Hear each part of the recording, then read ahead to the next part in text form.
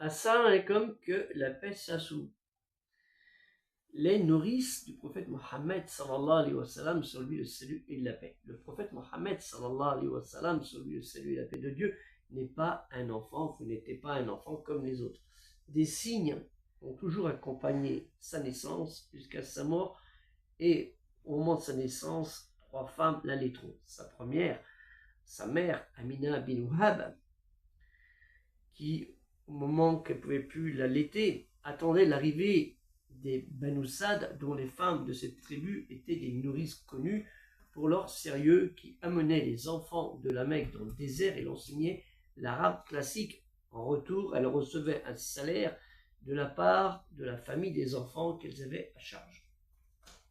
Une première nourrice, bien avant, s'appelait Toueba, l'esclave affranchie de Abdel Uzza ben Abd Muttalib, dit le père de la femme, dit aussi Abu Lahab, qui finira sa vie future en enfer. Tout le monde connaît. Et c'est cette Toueba qui a allaité en premier le prophète Mohammed sallallahu alayhi wa sallam, sur lui salut la paix, et aussi Hamza ibn al-Muttalib, ce qui fait de ce dernier le frère de lait de Mohammed sallallahu alayhi wa sallam, sur lui salut la paix de Dieu, en sachant qu'il était aussi son oncle par son père et le cousin par sa mère.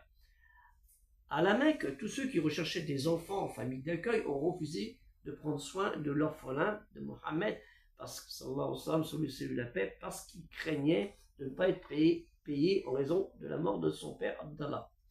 Quand il avait 2 ans, Amina, mère de Mohammed, sallallahu alayhi wa sallam, sur lui salut la paix, chercha désespérément une nouvelle nourrice et insista auprès d'une nourrice nommée Alima bin Abi Doueb al-Saïda, épouse de Al-Harith Abdul Uzza de la tribu des Banu Sard bin Birk bin Awazi, grande tribu du groupe de la tribu d'Arabie du Nord, pour qu'elle le laisse rester chez elle. Halima dit à son époux, par Dieu, je n'aime pas l'idée de revenir avec des amis sans nourrisson, j'irai prendre cet orphelin, et son mari accepta immédiatement, bien qu'ils avaient des enfants en bas âge, Abdallah, tandis que ses 2 filles, tandis qu'aussi de 2 filles, Unessa et Udafa.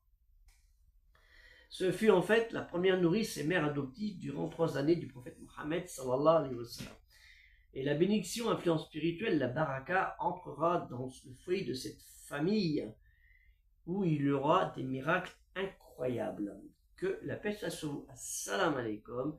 Et aidez le projet culturel musulman universel dans Afficher Plus dans YouTube et dans le premier commentaire dans TikTok.